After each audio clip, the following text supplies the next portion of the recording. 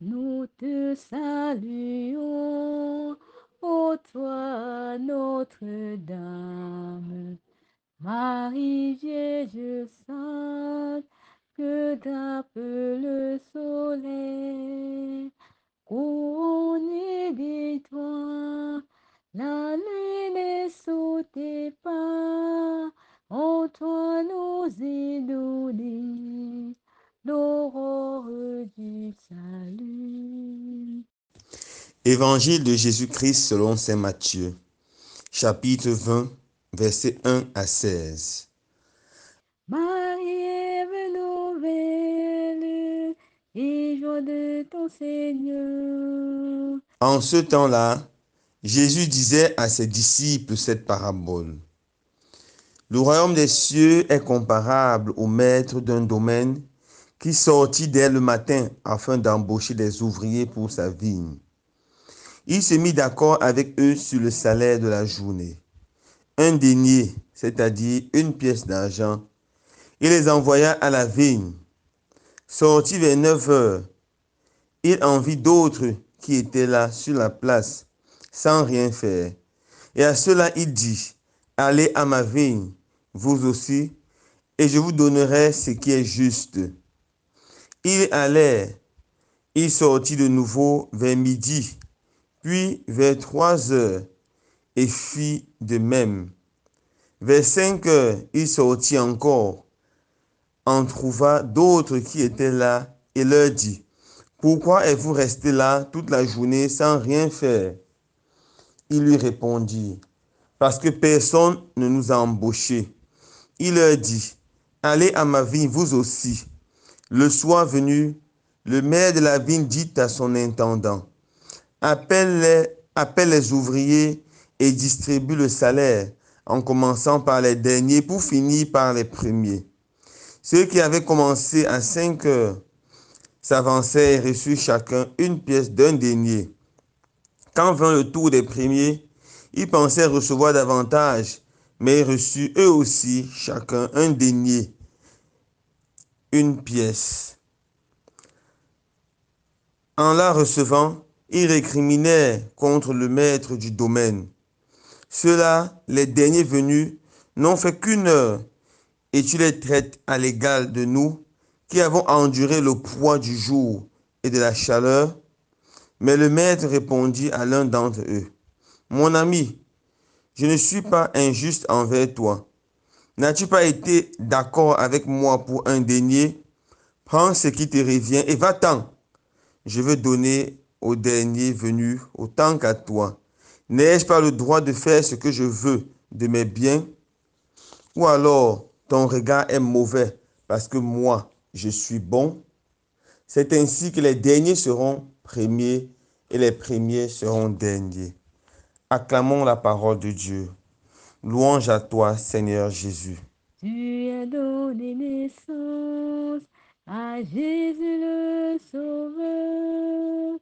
Par toi nous sont ouvertes les portes du Jourdain. Guide-nous au chemin, étoile du matin. Frères et sœurs bien-aimés, la parabole que notre Seigneur Jésus nous raconte en ce jour est une parabole extrêmement riche en enseignements. À première vue, elle peut sembler une fiction, mais en fait, c'est une parabole qui reflète vraiment le contexte d'Israël. Dans la Palestine antique, les places de marché étaient considérées comme des centres de travail, des lieux où les personnes qui cherchaient le travail allaient rester. Et justement, autour du mois de septembre, où les raisins étaient cueillis des vignes, beaucoup de personnes allaient sur le marché et cherchaient du travail. Les propriétaires de vignes ou leurs intendants allaient dans ces lieux recruter ceux qui devaient travailler. Et ils allaient à presque tous les moments de la journée, car ils avaient vraiment besoin que tout soit récolté avant les nouvelles pluies. Autrement, ils perdraient tout leur vigne. C'est dans ce contexte que Jésus raconte cette parabole. Alors, un monsieur sort à la première heure, c'est-à-dire à 6 heures du matin, et recrute des ouvriers. Ils s'entendent sur le salaire une pièce d'argent la journée. Et c'est là le salaire juste qu'un travailleur recevait pour la journée. Avec ce salaire juste, il pouvait suivre à ses besoins ainsi qu'à ceux de sa petite famille. Il ressort à 9 heures du matin et retrouve encore des gens qui n'ont rien à faire. Il recrute ces gens à sa ville, mais cette fois, ils ne s'entendent pas d'un salaire. Il leur dit, allez à ma ville et je vous donnerai le salaire juste. Ils savent que le salaire juste pour toute la journée, c'est une pièce. Donc, ils n'espèrent pas recevoir une pièce. Puis, il reçoit à midi. Ensuite, à 15 heures. Finalement, à 17 heures, il recrute des personnes et il leur dit, allez également à ma vigne. Finalement, à l'heure, à 18 heures, l'heure de la fin de la journée de travail, il demande à son intendant de payer en commençant par les derniers. Les derniers s'avancent en espérant certainement quelques miettes d'argent, mais ils reçoivent une pièce de salaire d'une journée. Ils sont fous de joie et ils rentrent. Et ils continuent comme ça jusqu'au premier. Ceux qui ont commencé depuis 6 heures espèrent recevoir davantage, mais ils reçoivent aussi une pièce et ils rentrent déconcertés. Déconcertés, ils s'énervent et demandent au maître, mais pourquoi ceux qui ont travaillé seulement 1 heure reçoivent le même salaire que nous? Le maître lui dit, est-ce que je vous ai trompé? On s'est attendu d'une pièce d'argent. Prenez votre argent et partez, car j'ai le droit de faire ce que je veux de ma fortune, de mon argent. Vous ne devez pas être jaloux si moi je suis bon. Et Jésus conclut ainsi, les premiers seront les derniers et les derniers seront les premiers. Alors comprendre cette parabole. Nous pouvons comprendre cette parabole de deux façons. Premièrement, Jésus interpellait les Juifs qui, les premiers, ont reçu l'annonce de la bonne nouvelle. Abraham a été appelé et puis ses enfants ont été conduits par le peuple de Dieu. Et parmi les Juifs, des gens comme les scribes, les pharisiens, qui étaient les premiers à recevoir la bonne nouvelle, méprisaient les autres qui ont reçu la bonne nouvelle longtemps après, c'est-à-dire les païens, ceux qui vont recevoir la bonne nouvelle par l'annonce de Paul et par l'annonce des autres apôtres. Jésus leur dit attention, le plus important c'est de recevoir la bonne nouvelle. Peu importe le moment, c'est de recevoir la bonne nouvelle.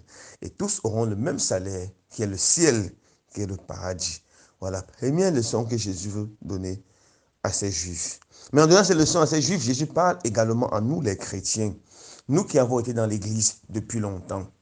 Certains chrétiens n'hésitent pas à mépriser les autres ou à ne pas écouter les autres parce qu'ils sont entrés dans l'Église il y a quelque temps. Certains sont entrés à l'église dès la première heure, c'est-à-dire dès leur naissance. Ils ont été baptisés bébés. Ils ont eu la chance d'être éduqués dans une famille chrétienne. Ils ont grandi avec les valeurs chrétiennes. Et d'autres rencontrent Jésus à l'âge adulte, quand ils sont déjà vieux, quand ils sont déjà même à la porte de la mort. Jésus leur dit, le plus important, c'est de rencontrer Jésus, car nous allons tous recevoir la même récompense. Dans beaucoup de groupes, ou de mouvements, ou même dans notre église, on écoute des personnes avoir cette parole. Moi qui suis dans ce groupe depuis 10 ans, 20 ans, qu'est-ce qu'un petit qui est entré seulement l'année dernière peut m'enseigner? Et ils ferment comme ça leur cœur au changement. On écoute même certains dire, moi j'ai été prêtre depuis 40 ans, depuis 30 ans, depuis 20 ans. Qu'est-ce que ce petit veut m'enseigner? Et il ferme son cœur à la grâce de ce nouveau vent. Ou moi j'ai été religieuse avant même sa naissance. Qu'est-ce qu'elle veut m'enseigner? Moi, j'étais catéchiste pendant 20 ans, pendant 15 ans, pendant 10 ans. Qu'est-ce que ce petit-là veut m'enseigner? Et on ferme le cœur à la grâce. Et c'est vraiment dommage. C'est vraiment dommage. Nous devons savoir que le Seigneur est tout puissant et il fait comme il veut. Il fait comme il veut. Il racontait l'histoire d'un prêtre qui est décédé dans une paroisse, dans un diocèse, à l'âge de 28 ans, seulement après 2 ans de ministère. Un prêtre très jeune mais extrêmement dynamique. Le jour de son enterrement, l'évêque a choisi ce texte comme évangile. Et lors de l'homélie, l'évêque a dit quelque chose, a raconté une histoire très belle.